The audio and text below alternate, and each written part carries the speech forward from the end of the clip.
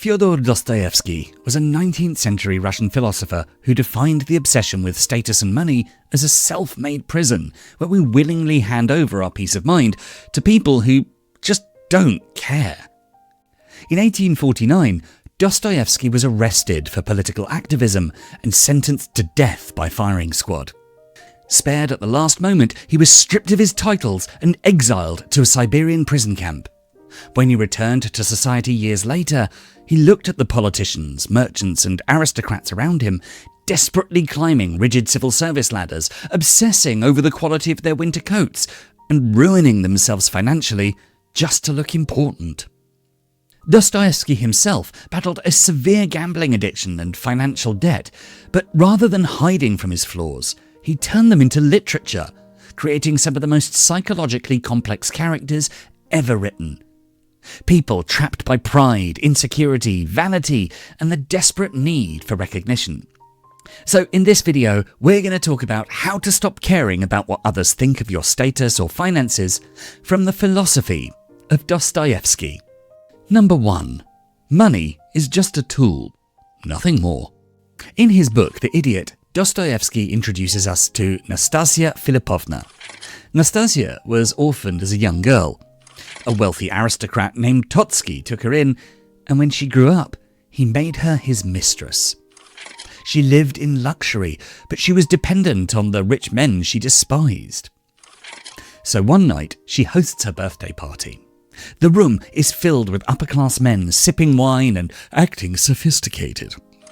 Suddenly, a wealthy merchant named Rogozin bursts through the door and slams a bundle onto the table containing 100,000 rubles, an astronomical fortune in the 1800s. With this cash, Nastasia could buy her freedom and never depend on another man. But Rogozin didn't bring it as a gift. He brought it to buy her hand in marriage, literally putting a price tag on her existence. So Nastasia looks at the money, then looks at the men drooling over it, picks it up, and throws all 100,000 of those rubles directly into the fireplace. As the flames lick the paper, Nastasia tells a man named Ganya, "This money is yours, but only if you pull it out of the fire with your bare hands." Seeing Ganya hesitate, the very same elite guest who'd just been sipping wine with sophisticated superiority now drop to their hands and knees, begging Nastasia for permission to dive into the fireplace instead. These respectable upper-class men are so desperate that they're willing to physically reach their hands into the flames, risk getting severely burned and crawl around in the ash like wild animals just to grab a few signed bills. Meanwhile, Ganya is caught in a mental deadlock. His greed screams at him to take the money, but his pride knows crawling like a dog will permanently destroy his reputation. He faints and collapses face first onto the floor. Nastasia calmly picks up the fire tongs, pulls the money package out of the flames, drops it onto Ganya's unconscious body as a humiliating parting gift, and walks out. In that moment, Nastasia exposes the truth. Money has no inherent power. It only has the power that you grant it. The money burning in the fireplace had no physical power to force those generals and politicians to their knees. But they all agreed a collective lie, that those pieces of paper dictated their value as human beings. By refusing to participate in that illusion, Nastasia proved that their money meant nothing to her, and in doing so, she became the freest person in the room. Our modern world is just a much larger version of that exact same party. To achieve this kind of freedom, you have to start viewing money and possessions strictly for what they do, rather than what they supposedly say about you. A car, for example, is merely a physical tool designed to transport you from point A to point B. It's not a metal exoskeleton for your ego. Similarly, money is just a tool to cover your wants and needs, not just a metric of your soul. Number 2. Reject the illusion of financial salvation. In his novel, The Gambler, we meet Alexei Ivanovich, a young impoverished tutor working for a bankrupt Russian aristocrat. Surrounded by wealthy people who look down on him, Alexei constantly feels inferior. Worse still, he's hopelessly in love with the aristocrat's stepdaughter, Polina, but feels unworthy due to his lack of money and status. Alexei convinces himself of a very common lie. If I just had enough money, then they'd have to respect me. So he turns to the roulette tables, believing a big win will secure his status and win Polina's heart. Then something incredible happens. Alexei goes on an enormous winning streak, winning a fortune of 200,000 florins in a single night, and in doing so, achieving the financial salvation he dreamed of. Of course, he runs straight to Polina and dumps the cash on her table. Polina is grossed out. She realizes that he just wants her, not for love, but as a high-end status symbol, so he can finally look in the mirror and say, "I am a powerful man." So she throws the money right back in his face. We imagine money solves our deepest insecurities, but it only changes external circumstances. It can't fix an unstable sense of self. Money acts as a magnifying glass. It doesn't magically change your character, it simply takes whatever's already inside you and makes it louder. Picture a grounded, secure guy. Hand him a sudden fortune, he doesn't magically become a saint. Instead, he quietly pays off his mother's mortgage and covers the bill when his friends go out. The money just gives his natural kindness a wider reach. Now, picture a different guy, one who's deeply insecure, someone who's always felt small and judged in a crowded room. Hand him that exact same fortune. He doesn't actually become confident. He just gets a budget to act out his insecurities. He buys a ridiculous sports car, flashes designer clothes, and talks down to the waiter, finally able to afford the illusion that he's above someone else. Because money only magnifies what's already inside you, using it as a shield against other people's judgment is a guaranteed losing game. We constantly tell ourselves the exact same lie Alexei did. If I can just hit this financial milestone, people will respect me and I can finally relax. But that finish line is a mirage. As long as you believe money will cure your insecurities, the goalposts will always move. So instead of purchasing respect, build your character. Focus on what you control, your choices, your discipline, and how you treat others. When your character's strong, other people's opinions won't bother you so much. Number 3. Financial hardship is just a situation.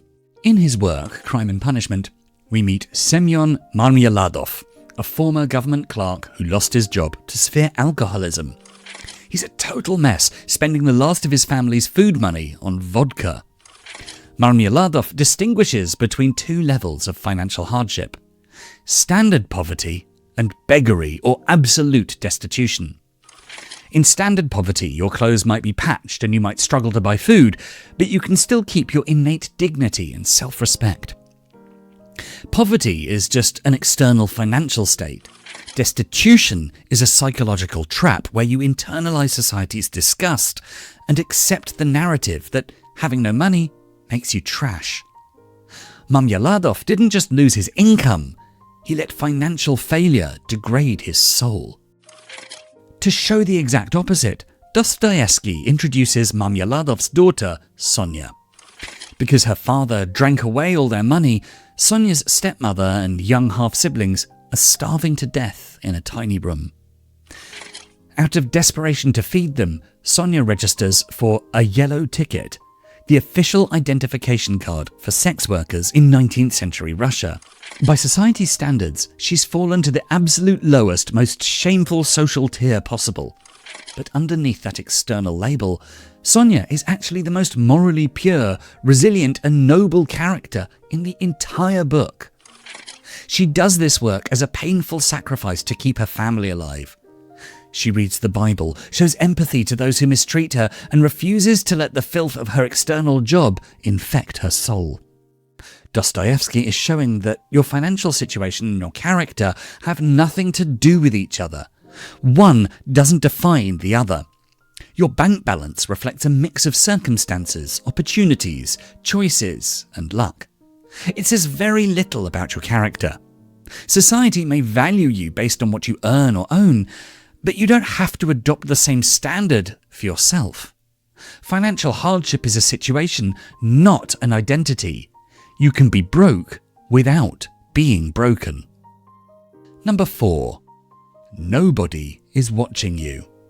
In Dostoevsky's Notes from Underground, the narrator, who he simply calls the Underground Man, is a retired civil servant living in agonizing poverty. He's convinced that everyone around him is constantly judging his cheap clothes and his awkwardness. In one of the most relatable scenes, the Underground Man is standing in a crowded tavern when a high-ranking, wealthy military officer walks by. The officer doesn't insult him or mock him. He simply picks the Underground Man up by the shoulders and moves him out of the way. And this breaks the Underground Man. He spends the next several months obsessively stalking this officer and plotting his revenge. And what is this grand, diabolical revenge? It's to walk down the central avenue and deliberately bump shoulders with the officer refusing to step aside just to prove they're equals.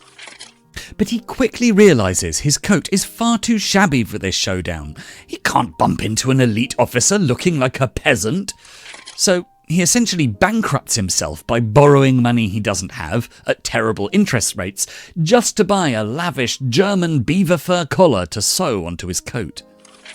One day, he finds the officer walking down the street, so he closes his eyes, braces himself, and bumps into him. The result? The officer just keeps walking. He doesn't even notice it happened.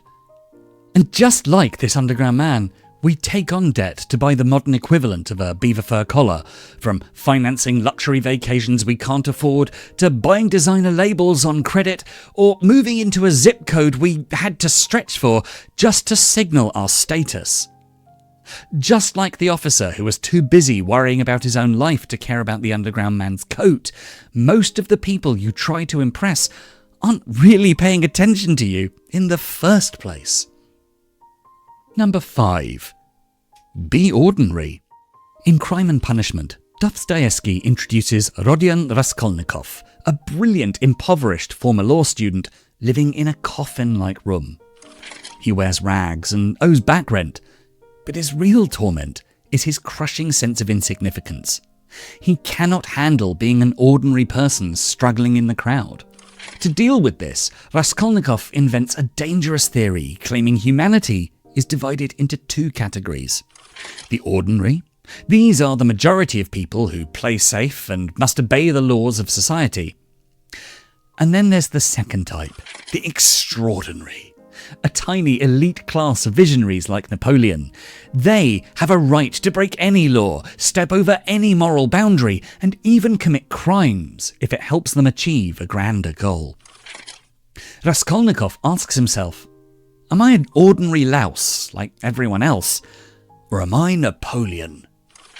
To prove to himself that he belongs to the elite class, he decides to murder an old greedy pawnbroker. He rationalises that she's a parasite who preys on the poor, and that if he steals her money, he can use it to do good. But the money is just an excuse. The real goal of the murder is to prove that he's special and above the rules. And so he executes his plan, and, well, executes her. But the absolute second that crime was over, his grand theory completely fell apart. He's gripped by intense paranoia, so terrified of getting caught that he buries all the stolen money under a rock and walks away empty-handed. The real Napoleon sent thousands of soldiers to their deaths and went home to eat dinner without a second thought. But Raskolnikov completely falls apart over the death of a single pawnbroker. His guilt is the immediate proof that he isn't extraordinary. Worse, his crime isolates him from everyone he loves. When his mother and sister visit him, he can barely face them. And eventually, he cuts himself off from them. Raskolnikov's downfall comes from his inability to accept being ordinary. Dostoevsky's lesson is simple. The desperate need to feel superior leads to loneliness and self-destruction. From the moment we're born, we're told that a normal life is a failure, and that we need to build a personal brand, hit the top 1%, or be some exceptional disruptor just to prove we matter. But chasing that kind of status only isolates you. When you view life as a competition, everyone else becomes a rival or an audience member that you have to impress. You can never relax because there's always someone richer or more successful in front of you. The moment you stop trying to be a Napoleon and accept that you're ordinary, you stop caring if people look down on your car, job title or bank account, and start enjoying the act of ordinary living. Number 6. Drop your pride. Let's return to the novel The Idiot and look at its main character, Prince Myshkin. Myshkin arrives in St. Petersburg after spending several years in Switzerland, being treated for a severe nervous illness. He holds a royal title, but he's broke. He wears a thin cloak, useless against the Russian winter, and all his belongings fit into a small cloth bundle. He steps into a high society world obsessed with money and status, but Myshkin has no interest in mind games. He talks with complete honesty and treats a doorman with the same respect as a general. Because of his kindness, elites assume he's simple-minded and thus call him an idiot. In one scene, Ganya, the same man who fainted over the burning money in our first story, loses his temper and slaps Myshkin hard across the face in front of a crowded room. Everyone expects Myshkin to fight back. Instead, he just covers his face and says, "Oh, how ashamed you will be of this later." Ganya walks away, humiliated by his own actions. Myshkin is bulletproof because he has no pride to wound. When people mock his cheap clothes or his awkwardness, he doesn't get defensive, he just openly admits his flaws and moves on. By refusing to play the game, he makes the whole system look ridiculous. The moment you drop your pride and stop trying to hide your flaws, your financial tight spots, or your social awkwardness, society's judgment loses all its ammunition. You cannot humiliate someone who has no pride to defend. Number 7. Practice active love. In his other novel, The Brothers Karamazov, a wealthy noblewoman, Madame Koklakova, comes to a wise monk named Zosima for advice. She claims she wants to leave her luxury behind to become a humble nurse and care for the poor. But then she admits her real fear. If her patients are ungrateful or rude, she won't be able to handle it. She needs their praise and respect to keep going. Zosima diagnoses her problem, calling it love in dreams. This is an ego trip where you love the idea of being a grand saviour because of how it looks to society, but you're just chasing the status of being a good person. The second someone fails to clap for you, you get bitter and want to quit. The alternative is what Zosima called active love. It means helping the real person right in front of you with zero expectation of a reward or social credit.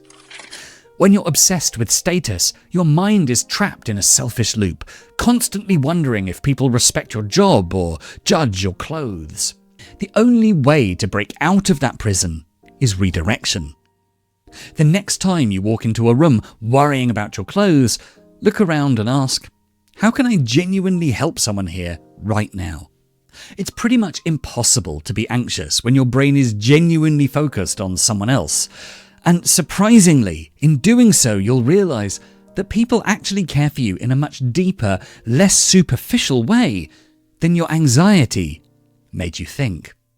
And that's our video. As always, I've been Dan, you've been awesome, and if you enjoyed what you saw or found it helpful in any way at all, why not check out our full Philosophies for Life playlist. And of course, for more videos to help you find success and happiness using beautiful philosophical wisdom, don't forget to subscribe. Thanks so much for watching.